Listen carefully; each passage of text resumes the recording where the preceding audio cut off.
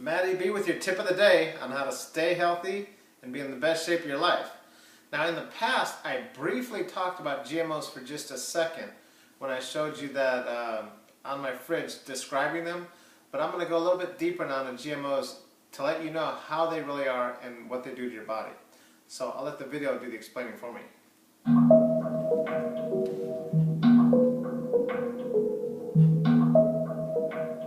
The current FDA policy on GMOs, created in 1992, says that the agency is not aware of any information showing that GMOs are significantly different.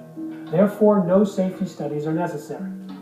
It turns out that in 1998, a lawsuit forced 44,000 secret internal memos into the public domain, and they showed a different story. As I combed through those 44,000 pages of memoranda and other documents, I was shocked because it became clear that the FDA had been lying repeatedly since 1992, because they claimed that there was an overwhelming consensus within the scientific community that these foods were safe. But the overwhelming consensus within their own scientific staff was exactly opposite. These foods could not be presumed safe. They urged their superiors to require long-term studies, but were ignored. Why? The person in charge of policy at the FDA was Michael Taylor, Monsanto's former attorney, later Monsanto's vice president, now back at the FDA as U.S. food safety czar.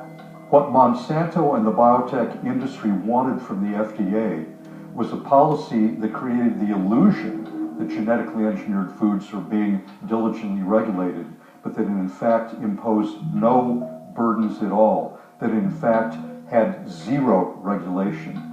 And the FDA has pulled that off masterfully. So the same company, Monsanto, that told us that PCBs, Agent Orange, and DDT were safe, and lied, can tell us if GMOs are safe. In fact, they don't even have to tell us. They can put it on the market without telling the FDA or to consumers.